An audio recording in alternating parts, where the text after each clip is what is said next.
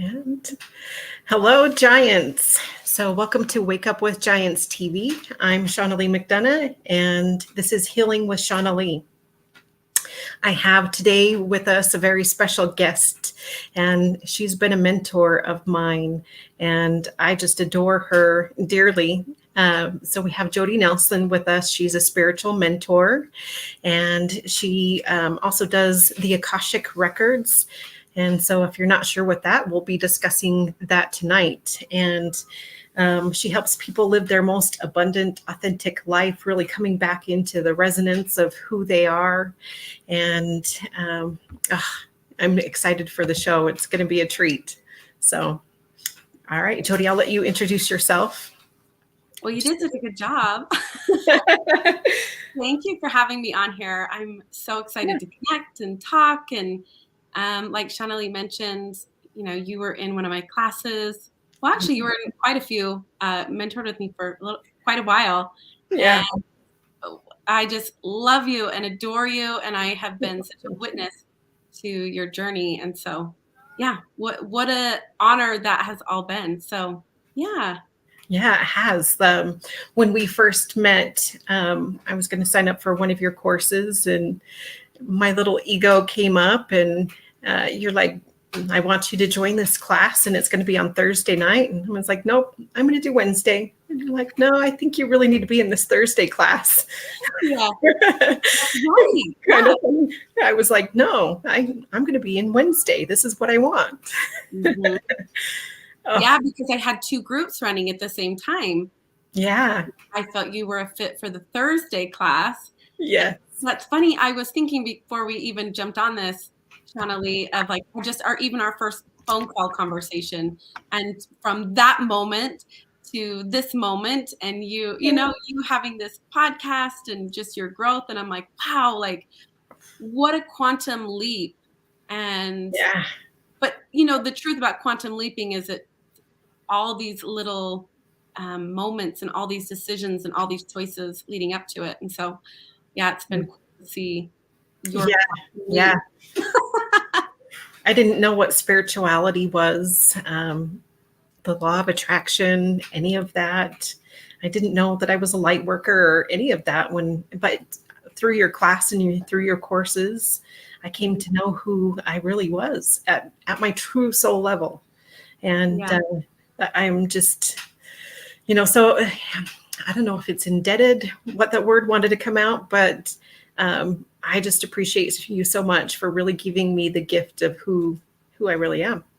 Well, like I really appreciate that. And I will also say that none of it really comes from me, right? Like it's just something, I'm just sort of this, what the spirit or divine works through us. And so, yeah, we just have our paths happen to cross and yep. So you were in a place that you were absolutely ready to step into your truth. Yeah. And own that truth. So.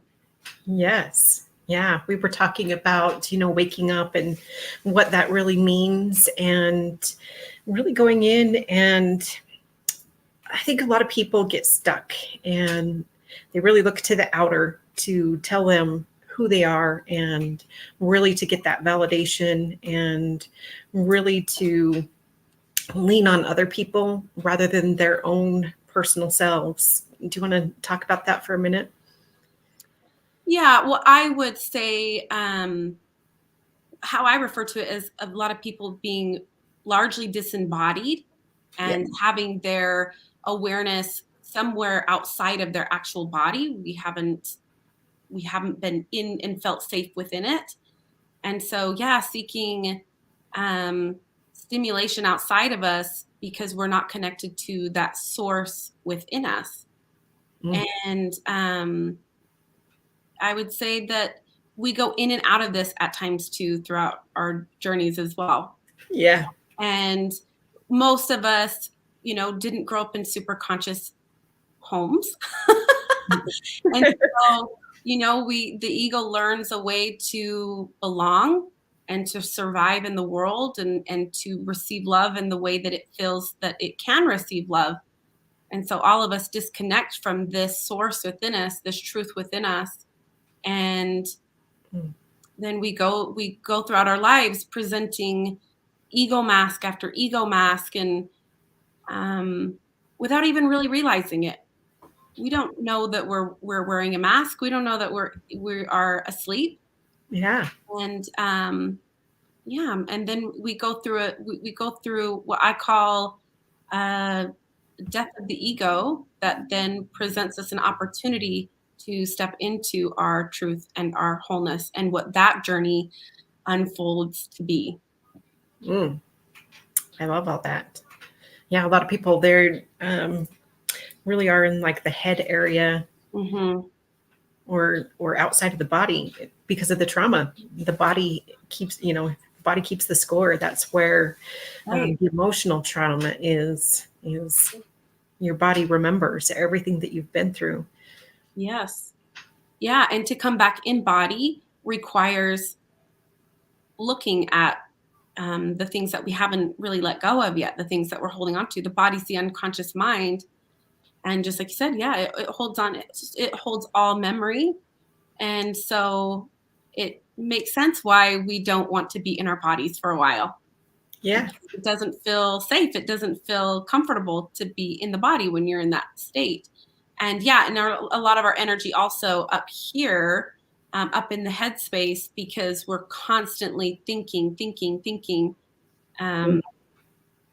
ways to survive, ways to be safe, what the future is going to look like, and instead of actually being here and being present within ourselves.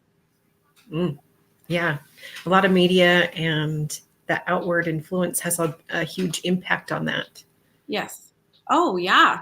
It's definitely, I mean, our world is designed to distract you because our world is designed to, in my opinion, take you kind of off course, and to become a consumer, and to be a follower of anything other than you.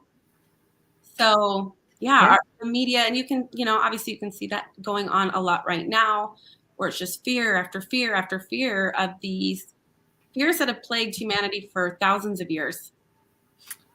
Very true. Very true. Thousands of years. Yeah. Yeah. Yeah.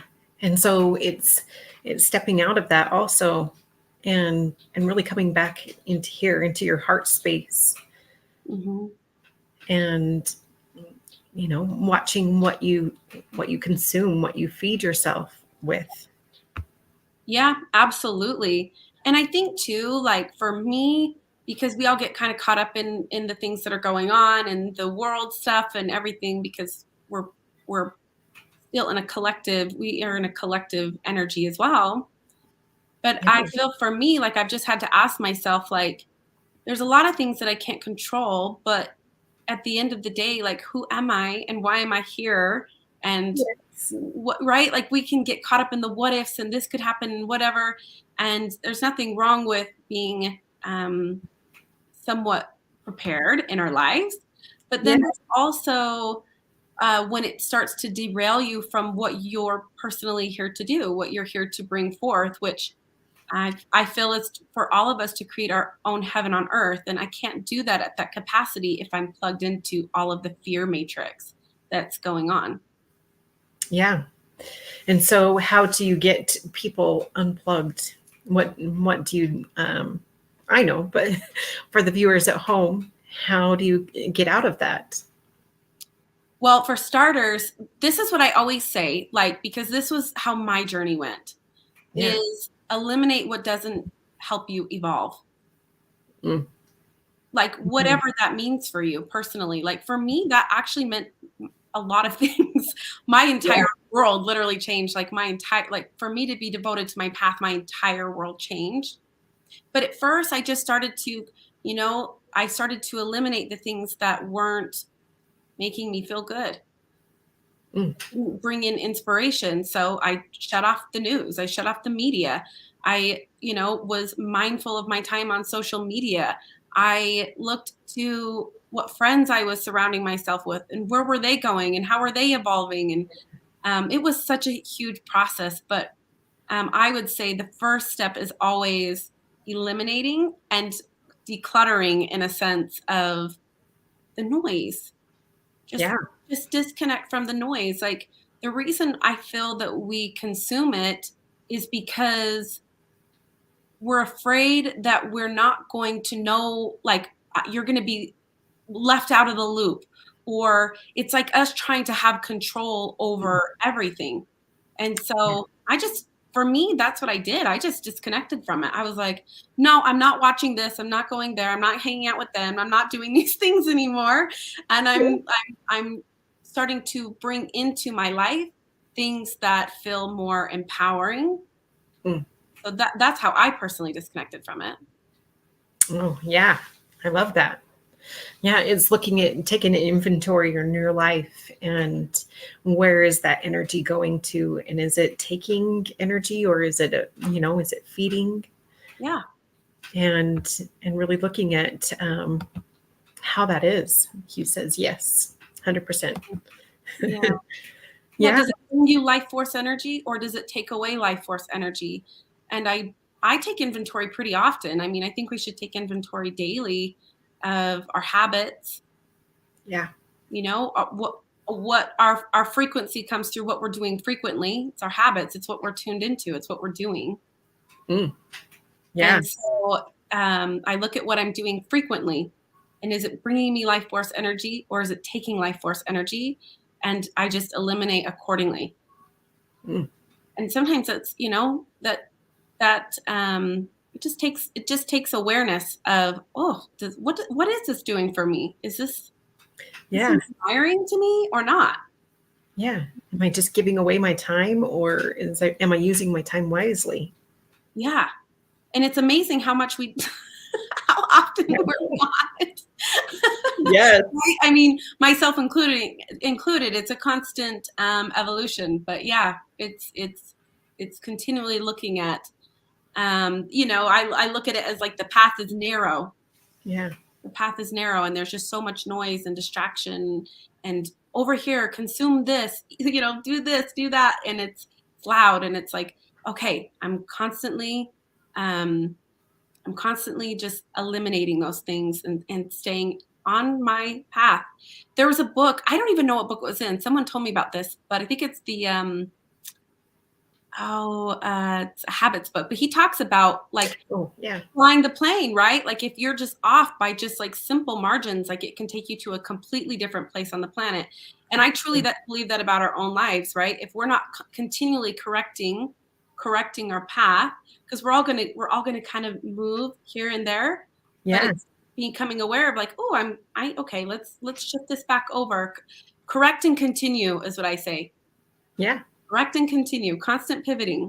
Constant pivoting, Yeah. um, not getting complacent, and being willing to grow and to heal through that. Oh yeah. Yeah. Because We, the ego so desperately wants to just be complacent, yes. like, I had that experience recently where it was like, oh no, I don't. I was telling you before, I had this egoic resistance around growing again. Yeah. I had to really look at that and be like, hey, like, it's time to grow, it's time to move through this. It's Yeah. And going through that process, now I'm more conscious of what that process looks like, versus when I would go through those processes in the past. But yes, continually growing, and not becoming a drifter in my life. Yeah, we talked a little bit before this too about shadow work, and shadow work is good. It's like accepting both sides of you, the light side and the dark side, and but really integrating those, and not getting stuck down and stuck in the shadow, and not getting stuck in the wound. It's healing through that, and Yeah. really recognizing like where you're placing your energy, and what's consuming it. Yes. Yeah. Well, because I think we start to create an identity around that too. And then that becomes a reason that we don't grow. And with Yeah. me, like, I do the Akashic Records, and I'll find that goes into past lives. And people, even with that, the point of Yeah. understanding your past lives is to understand your karma, so that you can that you can resolve those things and move beyond that. And people will get stuck in the story. And we do that past life, present life, all these things. But shadow work is an incredible tool, and it's necessary. But it also needs to be balanced with our light so that we're not continually getting identified with the shadow. Yeah. We're here to live our light. We're here to alchemize and transmute the shadow, but not like live within the shadow. I love how you put that. Yeah. And the Akashic records and being able to look at those past lives. And yeah, like I remember the witch wound. I remember being burned at the stake, and I have that feeling. And for me to, have to be able to, get in front of people and speak, that was something that I needed to work through. But it wasn't like it was like a major deterrence, right? It's just like, okay, so there's some uncomfortableness. Yeah, I felt this in another life, but that doesn't mean that's who I am now. Yeah, it's like I said on my well, I used to have shirts made that said "Can't burn me now, bitches." That's right. Speaking into that witch wound that a lot of healers, especially healers, we were all persecuted in past lifetimes. It helps you to understand, like, oh, okay, I have this fear, I have this pattern that's showing up for me, and I can either stay in that pattern and I can choose to not show up fully in my light. Yeah. Right? It's always just this constant, like, evolve or remain. And so that gave you understanding of your own experiences that were creating blocks for your life, but you chose to break through those, which is what started to unravel your karma. Yeah. Oof, I love that. Yeah.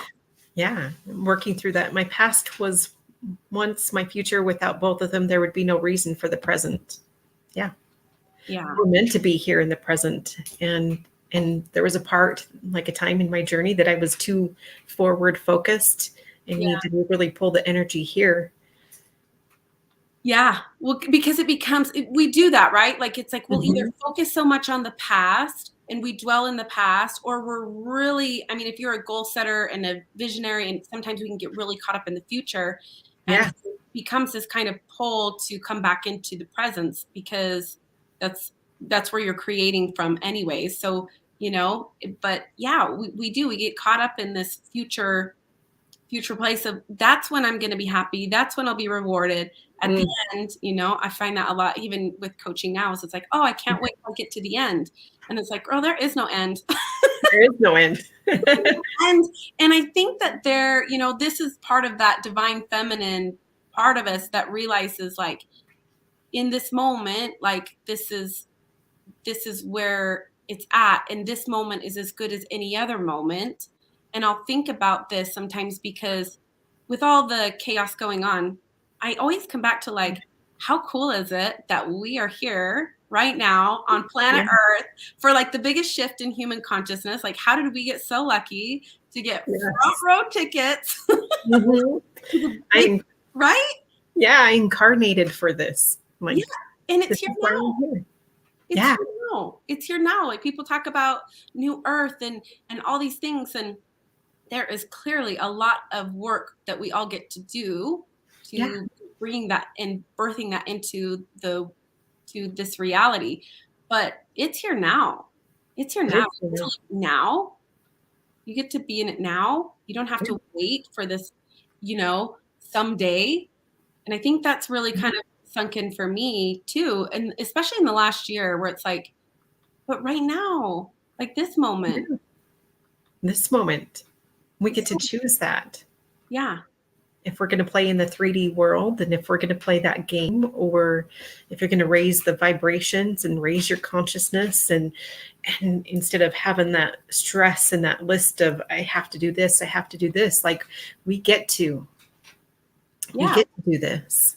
Yes. And it's not coming from, I think the other thing that comes up for a lot of people is the savior complex. Like, you're not here to save the world. You're here to heal yourself, and to heal yourself, and to create your heaven on earth. And us being in alignment with that true frequency and our true selves is enough to raise the frequency of the planet. Yeah. So kind of dissolving a lot of these, the Piscean age, which was all about a savior, somebody coming to save us. Yeah. And shifting into the age of light and the age of Aquarian is so much about us saving us. Mm. And that was a big shadow that I personally had to go through. Yeah. After my divorce, and like sitting in my I don't think this was conscious, but I think in some way like this unconscious thing in me that was like, well, I'm just going to sit here till a man comes and rescues me. Oh, yes. Yeah, the Cinderella. Yeah. Yeah, like that was part of that Same. old paradigm of, of a way of thinking was, well, somebody's going to come, right? Like, Yeah, somebody's going to come. It wasn't until I realized that like nobody's coming to save me. I get to save me. I get to save me. Right? And that's part of I feel that new those new codes coming in is that we're no longer looking for a president, prophet, priest, anybody to save us. Yeah. Right? Yeah. That we save us, and we get to choose into that. We get to choose. I love that. There was something that you said that came up. I was trying to remember that. But yeah, not seeking like outside of yourself. Oh, I love your quote where you say, you're entitled. Let's see, you're worthy of everything, but you're entitled to nothing. Yeah. Like that stuck with me. Is we're worthy of everything. Like we deserve it all, but we're not entitled to it. No, we have to do the work. You have to do, you are absolutely worthy of anything that you want. That's your birthright. But you're not entitled to any of it. None of us are entitled to anything.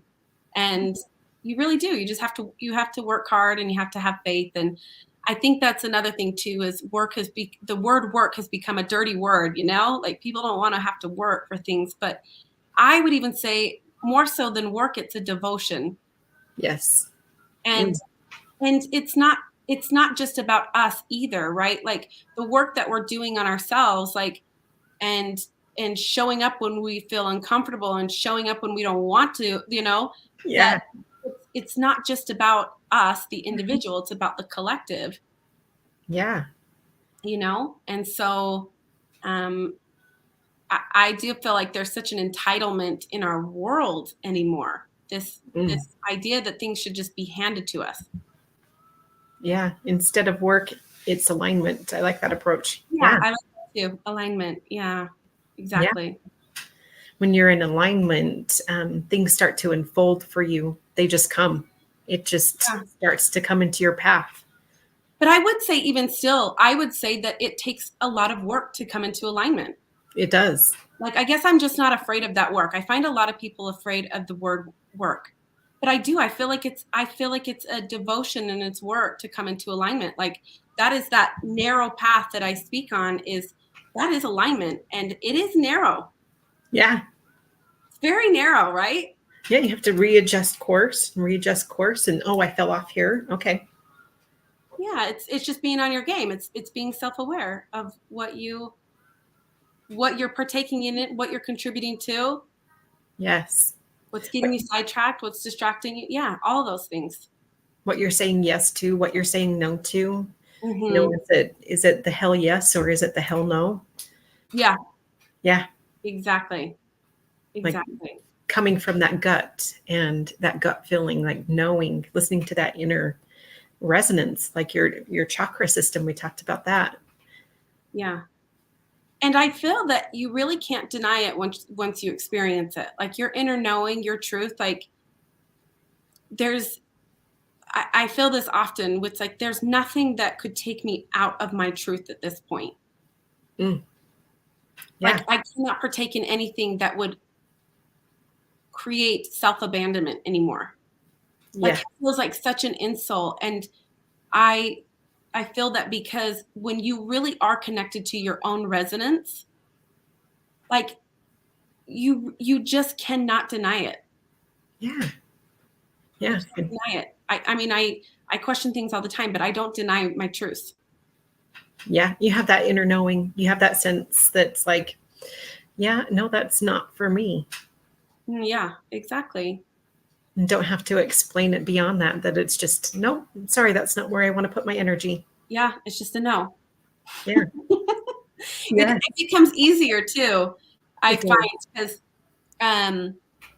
when I do the Akashic Records, like I find so many people who empaths, right? And people who tend Yeah. to be people pleasers and tend to give up their sovereignty for other people. And they go into these energies of obligation and sacrifice, and these repeat lifetime after lifetime after lifetime. And really it's because that point they're saying yes to things that they don't actually want to say yes to.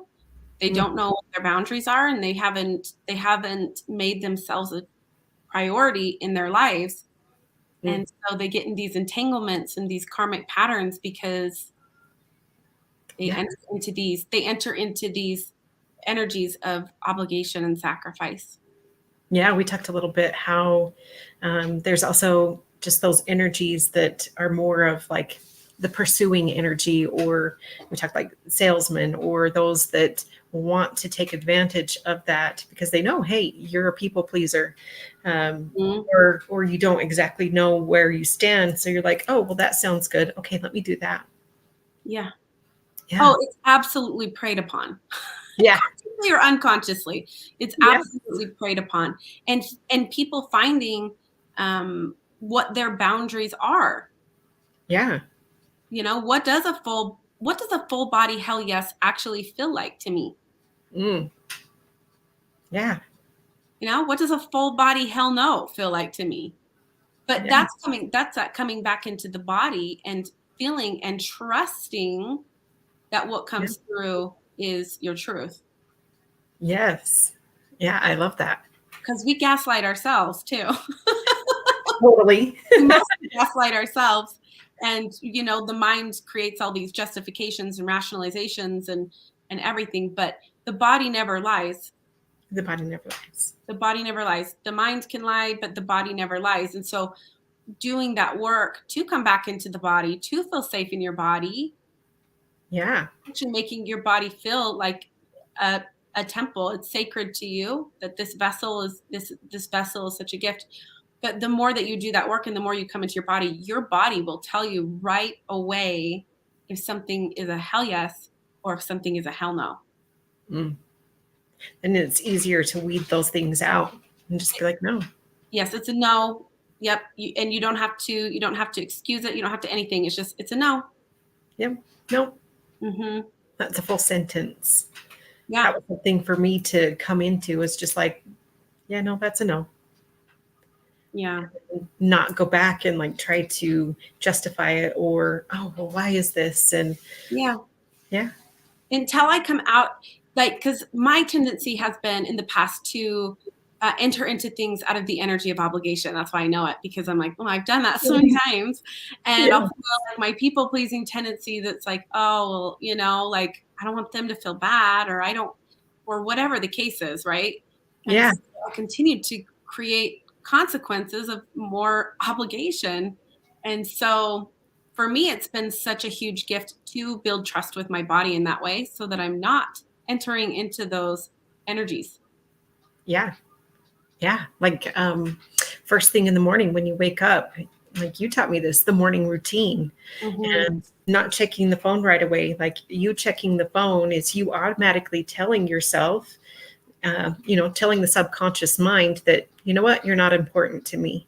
Yeah, you're not This a is more important. And so then really realizing and taking that time for you first, yeah, and setting yourself up for the day and setting your frequency for the day. yeah. Well, and it has so much to do with our abundance, right? And abundance doesn't just mean money. Abundance is abundance. It's in all things. Yeah. And what we pay attention to Mm. gets paid. Yeah.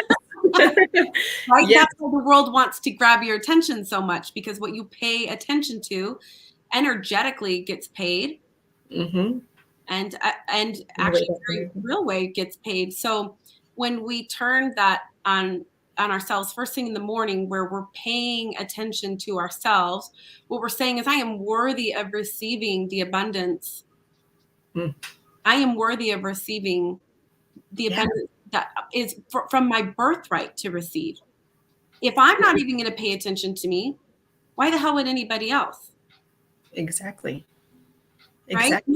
Not that we need people to pay attention to us, but we desire to be seen a lot of times. And if we are not willing to see ourselves, if we are not willing to hold ourselves in those spaces, good or bad, or however we're viewing it through that lens, we can't expect other people. We can't have that connection. Actually, I wouldn't even say expectation, but we can't have that connection with other people to hold space for us, or for us to hold space for them. Mm. It's really a space holder first thing in the morning, when you're willing to sit with yourself and be with yourself. Yeah. Yeah. Take that time, even just sitting in meditation and taking that time to let those thoughts go and just sit in that void, and being comfortable to have just that blank space, that blank canvas, where in the void there's just so much energy. Yeah. But did you feel like at some point in your life like that you did not feel comfortable sitting in that space? Yeah. Yeah. And then like the thoughts would go off, and the judgments, and then all the talk, like what I was getting in my marriage, I was repeating over and over and over, and it was just an endless cycle. And like I get why people don't do it, because I'm like, I didn't do it for a long time, and I was terrified to be alone, and I was terrified. I tend to go into, being a workaholic. I love to work. I love all that stuff. But then I can also go into it so much that it's an avoidance of myself. And, prior to a lot of my work, or my own personal work, my spiritual and personal development work, I would just work as much as I possibly could to avoid me. Yeah. Like, I remember being terrified of Sundays because it was the only day I didn't work. Mm. And isn't that crazy? Because now I'm just like, oh, I just love a day off. Like, I love days that I just, be in my own space and my own energy. And I have so much appreciation for that, because I was terrified to meet myself. Mm. Yeah. Accepting all sides of you. Yeah. And taking responsibility for some stuff in my life, because once we become conscious of things, then we become responsible of it. And I think that on some level, I just didn't want to be responsible and have to make life choices, because I knew that was going to change my entire world.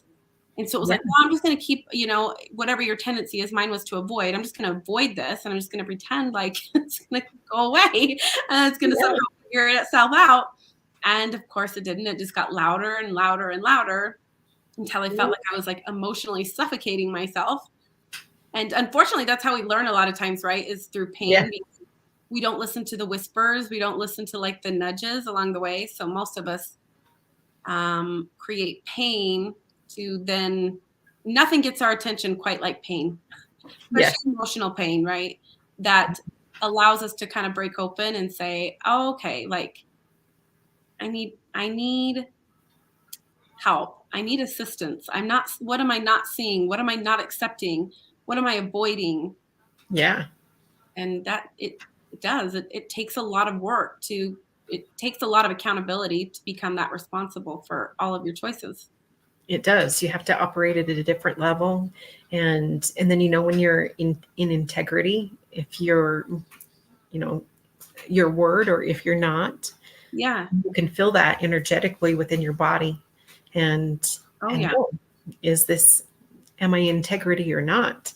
I had, even just like with my Jeep recently, knew I needed to take it in. I knew something was wrong, but I avoided it. I was just like, oh, it'll be okay. It'll be okay.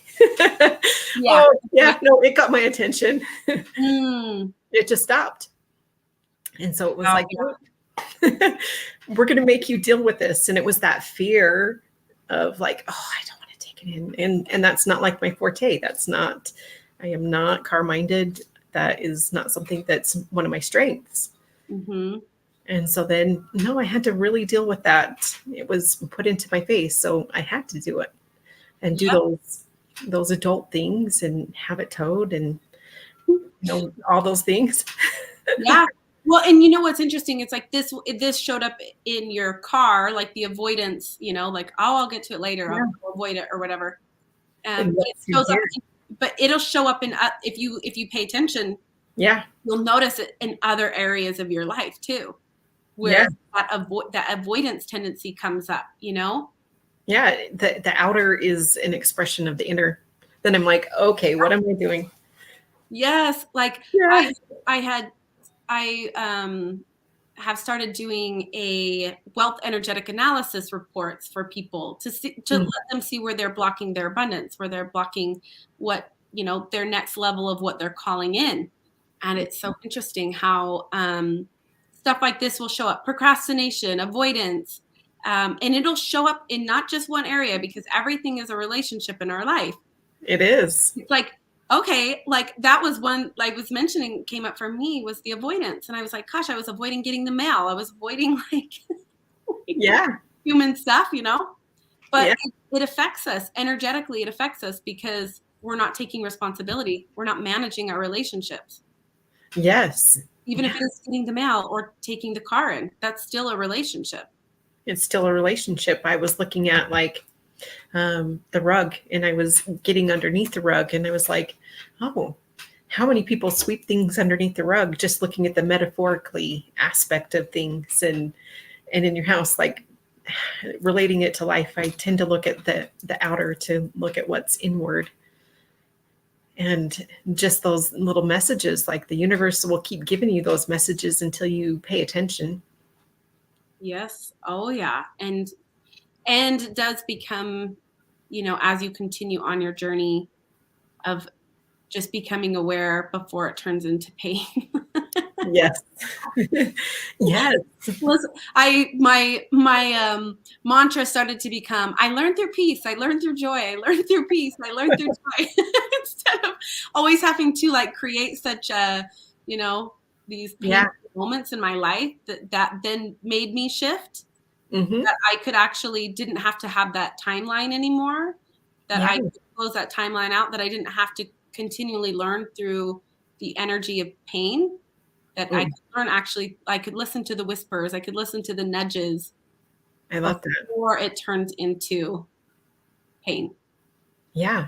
Not that we can avoid pain entirely, in our lives. Pain is part of the human experience, but I was turning pain into a continual struggle in my life. Mm-hmm. Yeah. After my marriage, I found that was something that I had to do. I was waiting for somebody to come yell at me, and waiting for, somebody to say, hey, and all the verbal garbage that came after that. And it wasn't there. And I was confused. And it was like, well, what the heck? Nobody's here to yell at me. And it was me holding me, and learning to come out of that, and learning that that's not how we need to create. And there didn't need to be any drama around it. It could just be self-correction. Okay, this is what I need to do now. And so really stepping into that aspect of taking that inventory and looking, where's my energy going? What am I doing? Yes. What am I creating? Because we're that constant creator. Am I in worry, or am I in love? And learning, where am I creating, and what are my intentions? Yes. That's such a good one. Yeah. That is such a good one. Whether we're creating through the energy of fear, scarcity, or if we're creating through the energy of love. And I was hiking, this was a while ago, and it hit me, and it was, whatever's created in fear eventually unravels. Fear is an illusion. Fear isn't sustainable. So, but how often are we creating from the energy of fear? Yeah. Versus the energy of love? Yeah. You reminded me, I was walking down the street at work. I take a walk on my breaks, and that reminded me of this moment that I had last year, and looking at the systems in place, right? And the root chakra, and how, if a foundation is not firm or solid, if it's not built on truth, and if it's not built on love, then that foundation will fall. And we see that today Yes. very Yeah. much playing out. Yeah. We're literally seeing it real time play out within the system and within the collective Yeah. and within ourselves, right? Like, Yes. whoo, like what have I created that's not been built in integrity and love? Yeah. And getting clear on those things. Mm-hmm. And clear what you want to create, and Yeah. living in your true purpose. And are you really stepping in that purpose? Is it for something that you're out to get? Or is it like, no, this is what I really want to give, and this is what I have to offer? And coming from that energy of, it's just so much more about than what you have to get from it. Yes. That's not even like the part of it. That's just the bonus of it. Right? Because like how often this has been something for me is really realizing it's not even about me. Not if it's about me. It's just, and when we make it about us, like that's when we block things. Yeah. Like you're saying, like if you're just doing things to get and you're not looking at giving, then Mm-hmm. that blocks us, that blocks our abundance. And it's especially does, I think that some of those things we could uphold. We weren't manifesting things as quickly years earlier, but if you notice, like manifestations are happening quicker, everything's happening faster because the vibration of the planet is rising, and so everything is manifesting at an accelerated rate.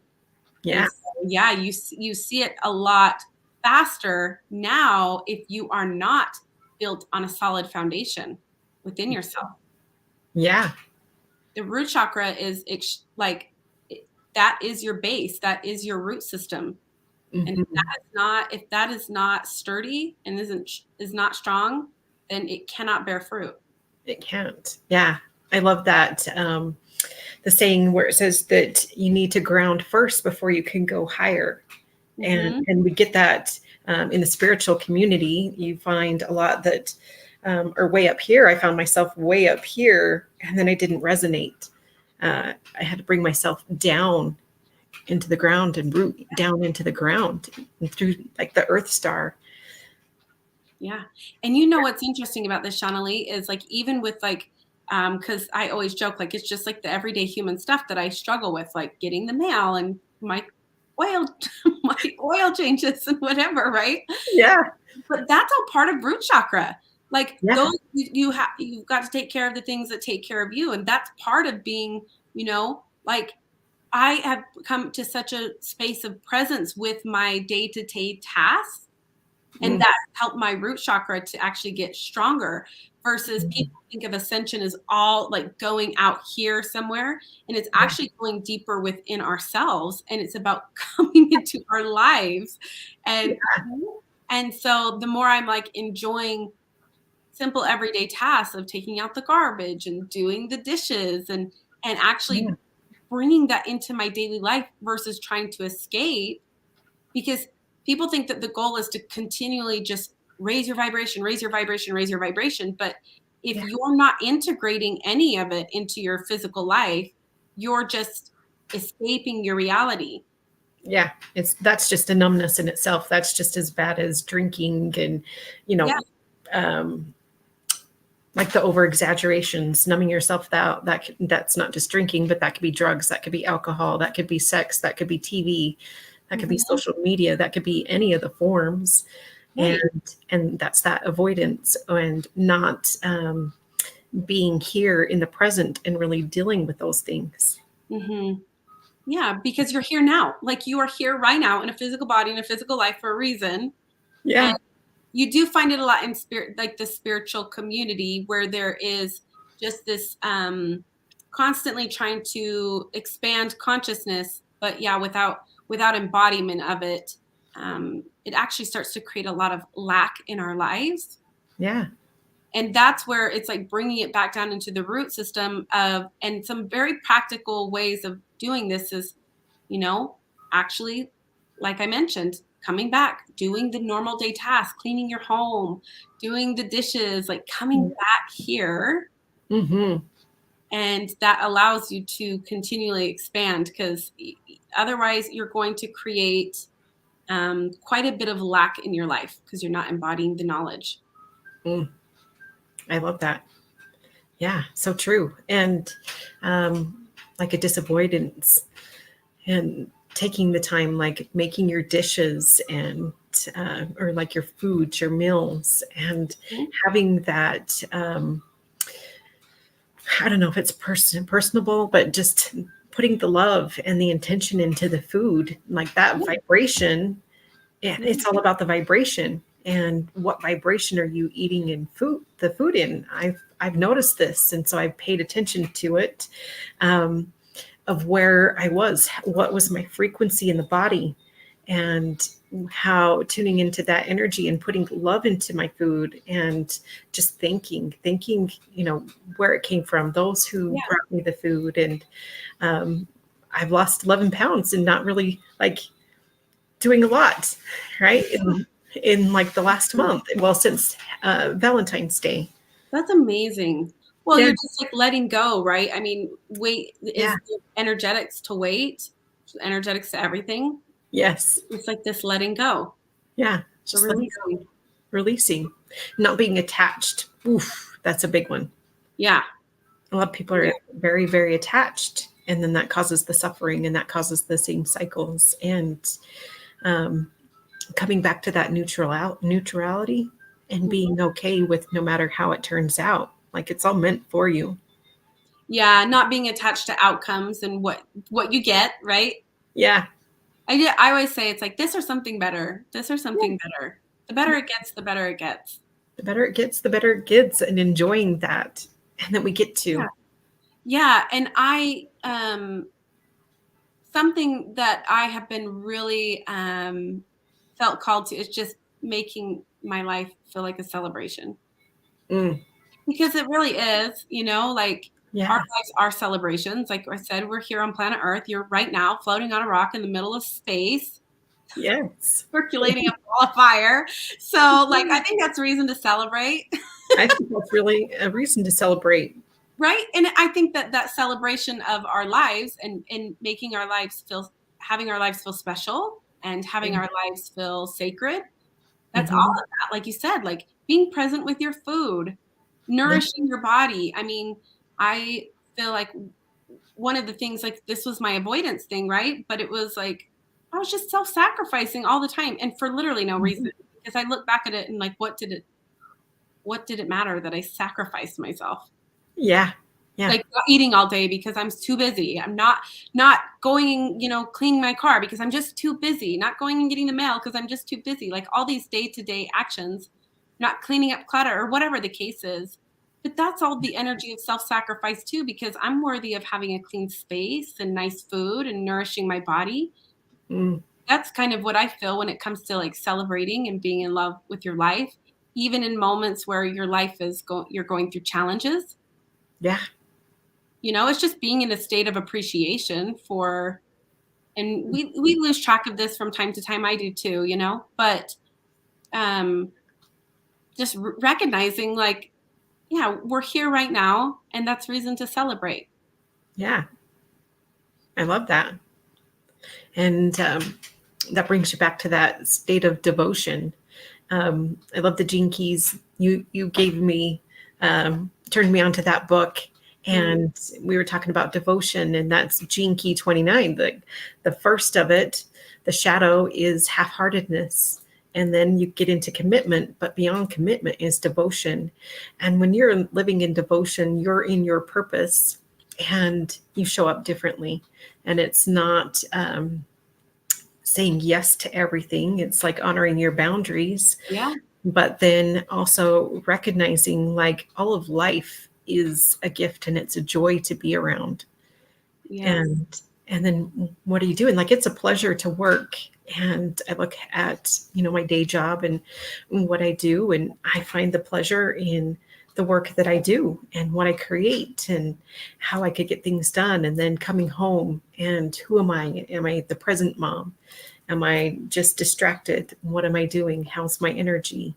Mm-hmm. And then just being able to, decide, okay, this is where I'm at. And then those little course corrections along the way. Mm-hmm. Slowing down. Yeah.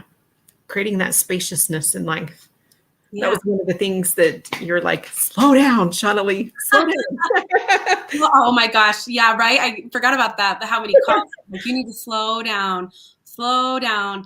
Well, because, and I am this way too. That's why I recognized it, because I'm just, I want to get there fast. I want to get there now. I want it, like, even like it just shows up in all other ways, right? Like, I was like driving home like super fast from like the store, and it's like I don't need to drive so super fast. Or I'm like walking really fast in the store. Like, this has always been my energy. Like, I'm just going there and I'm going there fast, you know? And I kind of recognize that of that slowing my energy down and stop rushing everything.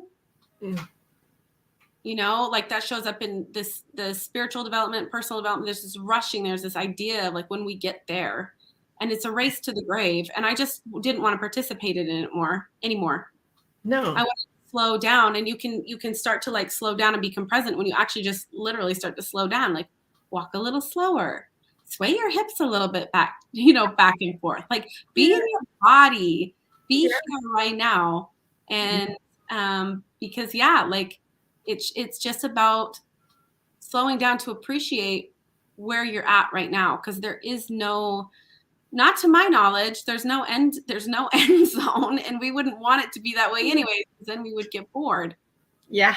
So finding appreciation in whatever space and whatever space you're in. I remember when I was living in my apartment, and I had gone through a divorce, and at first I was like, oh, this apartment. I mean, I had appreciation for it, but there was these times where I didn't, and it was always like, well, when I get to the next, when I get there, and I just had this like moment where I realized like this like total like presence of this moment is as good as any other moment.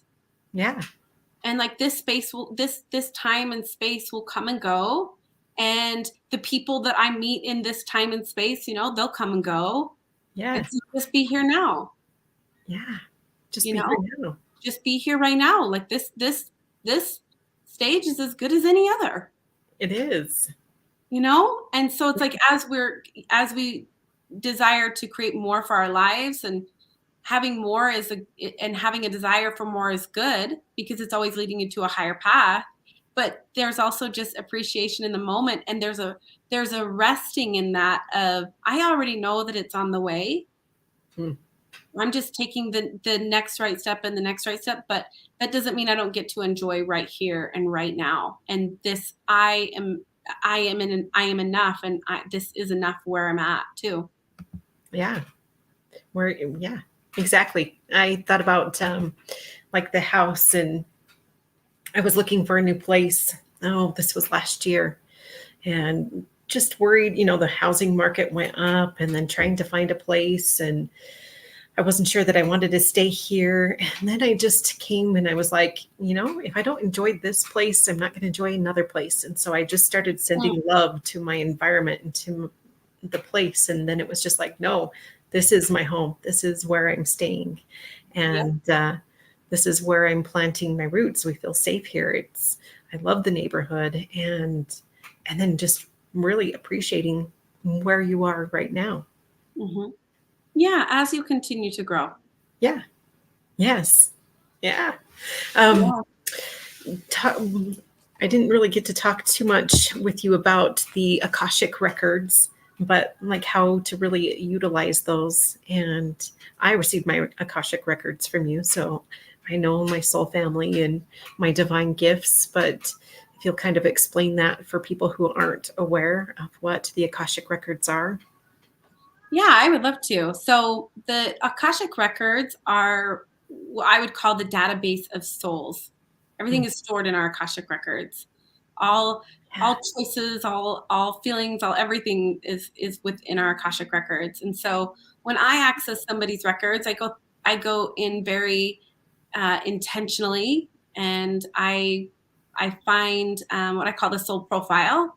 So I find who you are on a soul level, your divine gifts, your purposes, your archetypes and your frequencies, archangels that you have trained and worked with.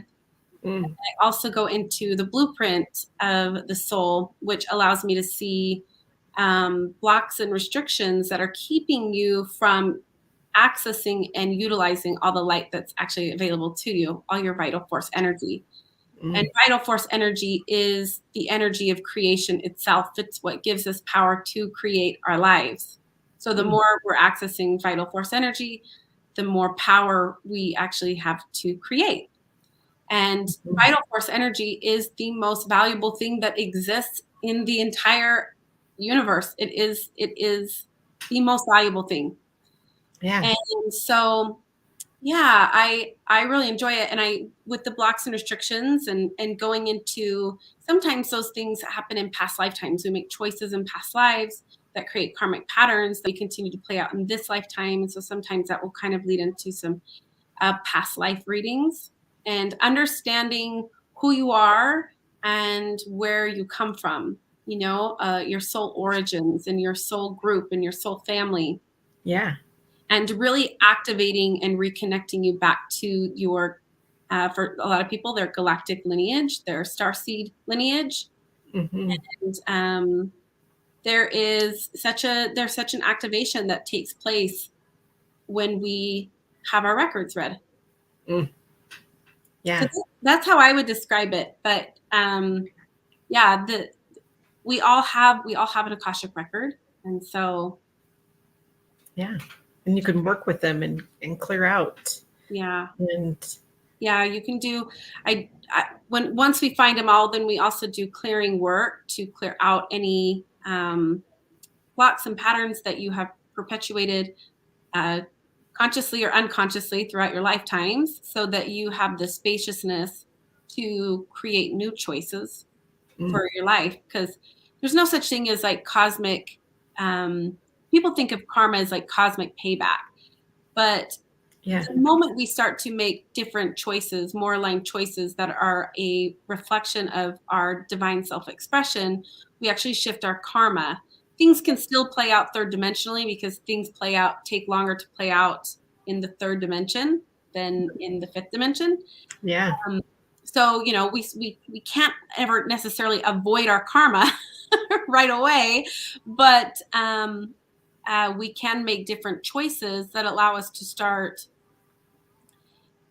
receiving good karma, positive karma, because positive karma is highly desirable and highly, that's what actually allows us to manifest the lives that we want. So it's very powerful and useful tool, because then you understand, like, wow, how am I creating karma? Because how you create karma is actually different than how I create karma. There are some like standards for everyone, but for the most part, but we also create it differently depending on who we are on a soul level.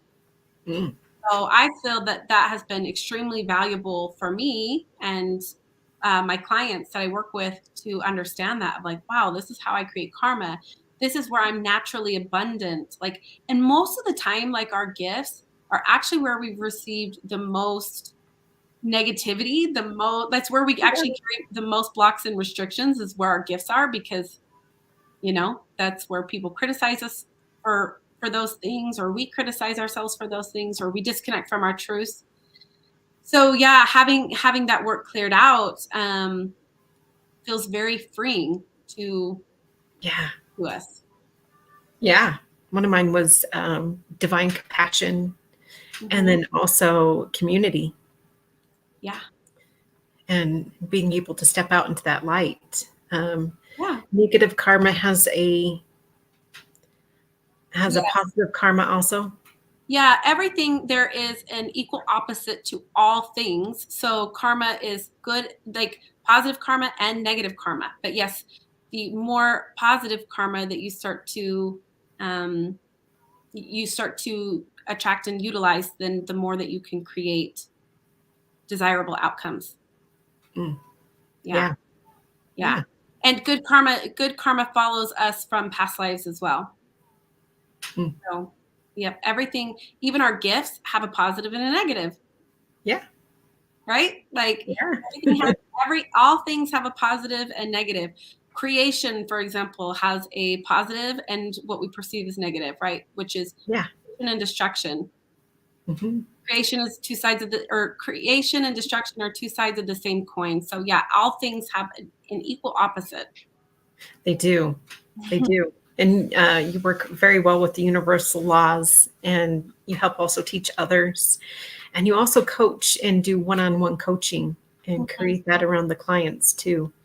Yeah. Yeah, because I had started out just doing the records, and then I just continued into going into mentorship because I just saw a need for people to have, more support along the way as they continue to kind of understand universal laws and their truths. So yeah, I teach group classes, one-on-one coaching. Mm-hmm. Yeah. Yeah. Negative was daughter being killed. Positive dad discovered how to live. Mm. Yeah. Yeah. Hugh shares his story around Jessica. Mm. Yeah. Yeah. Yep. In Yeah. celebration of her life. Yeah. She did live. Wow. Yeah. And just like how was able to come to that understanding of um, that brought in new life as well. Yeah. Yeah. I was having this conversation with my mom because my mom had cancer a couple times, and the second time she ended up having her arm amputated. And she came up on her 10-year anniversary of having her arm amputated from cancer. And she'd always say, well, this is the day I lost my arm. But this last time I was talking to her, she said, she reframed it and she said, this is the day I was given life. Mm. Yeah. And how we reframe things and understand them from higher perspectives. Yes. Yeah. Because then we don't become victimized by our story. Mm-hmm. We don't stay in the story. We're able to rise above the story. Yeah. Mm-hmm.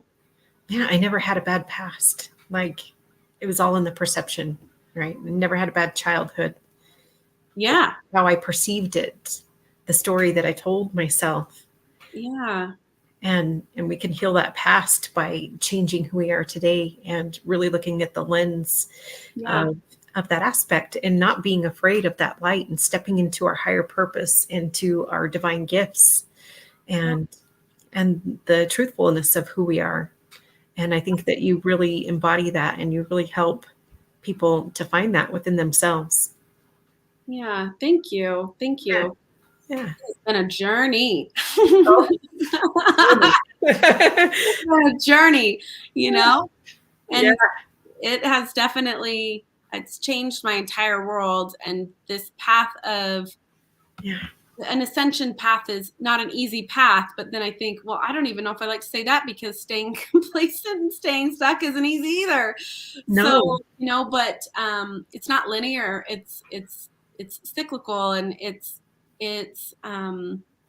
winding and it's up and it's down and all these things. And so it is a journey, and I'm incredibly grateful for the journey that I have been on, and that I have so much appreciation because I'm like, man, I'm so grateful that I woke up when I did.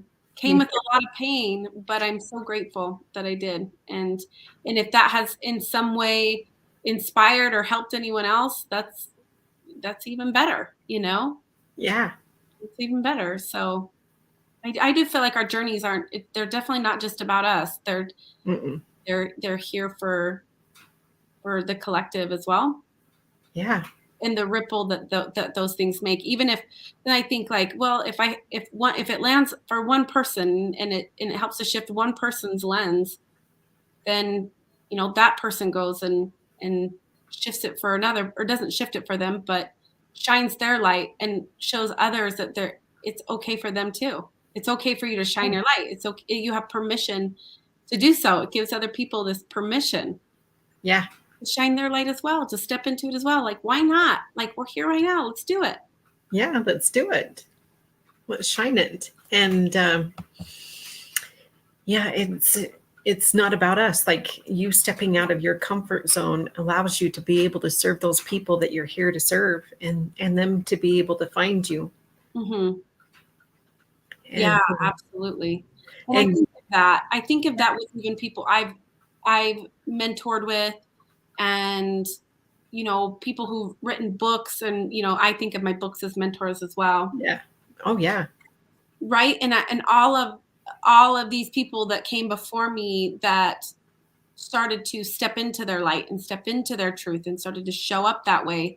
And I think, well, what if they hadn't shown up? Yeah. I mean, eventually somebody else would have shown up, right? But you think of all these people who it's never easy for any of us to step into it. That's No. not an easy thing for anybody. And I just think, gosh, I'm so grateful that they stepped into their purpose. And because they stepped into their purpose, I then stepped into my purpose, and people will step into their purpose after me, right? And we just Yes. see how this ripple continues to go. And so when I don't want to show up and do stuff, I do always tell myself that it's not about me. It's not about me. It's not about me at all. None of it's about me. It's Yeah. not about the likes. It's not about any of that. And it's here who you're here to help. And I love also that you embody, like, this is who I am. I'm owning the truthfulness of who I am. I'm not here to, make friends with everyone. There's some people that won't like me. Right. And that's totally okay, because then who's your tribe, and who you're here to serve, and they could find you either easier. Right. Well, and that's how magnetic our gifts are. Our truths are magnetic. Yeah. But a magnet always has a positive and negative, right? It's always attracting and repelling at the same time. Yeah. And so it's okay that I'm not for everybody. I'm definitely not. And that's okay, That's Same. okay. That's okay. I especially over the last couple of years of sharing more of my truth and standing more in my own values and my own principles, and not saying that anybody has to agree with me or not, it doesn't really matter to me, but that's my truth. Those are my values. Those are my things. And it does not align with everybody. Yeah. And that's okay. That it's like the samurai. It's your honor. This is where I stand. Right. Yes, exactly. And really kind of just really being okay with that. Like, no, it's fine. It's good. I'm not going to abandon myself. Yeah. Yeah. Because then you become selfless. You talked a little bit about this on a real life belief is then you become selfless, and then that's less of self. Yeah. Yeah. The goal isn't to be selfless. The goal is to be self-full. And because I don't intend to be less than a self. Yeah. And that's what happens when we go into that people pleasing mode, and that people like trying to, create a message that everybody's going to love, trying to show up and be something that everybody's going to love. And they're not. Mm. Because Yeah. that would be that's me not showing up authentically. Mm. Yeah. If everybody, I say this all the time, if everybody loves you, you're not showing up authentically somewhere. Yeah. Because it's just not how it works. That's not how it works. It's not how it works. Our personal truths attract and repel, for sure. Yeah. Is there anything else that you want to leave people with?